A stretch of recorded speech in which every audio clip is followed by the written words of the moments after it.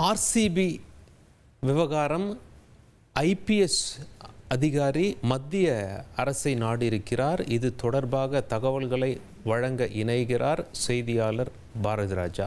பாரதி ராஜா, நம்ம எல்லாருக்கும் தெரியும், ஆர்சிபியோட அந்த வெற்றி கொண்டாட்டத்தில் 11 பேர் உயிரிழந்து விட்டார்கள். அந்த வழக்கில் மாநில அரசு, கர்நாடக அரசு போலீஸ் கமிஷனரையே சஸ்பெண்ட் செய்திருந்தார்கள். இந்த வழக்கில் லேட்டஸ்ட் என்ன? தயானு மட்டுமல்ல, கூடுதல் ஆணையராக இருந்த விகாஸ் குமார், அதே போல இணை ஆணையர், இன்ஸ்பெக்டர் என மொத்தம் 6 அதிகாரிகள் சஸ்பெண்ட் செய்யப்பட்டிருக்காங்க. இதுல ஒரு அதிகாரி தான் விகாஸ் குமார். இவர் பெங்களூரு கூடுதல் ஆணையராக இருந்தார்.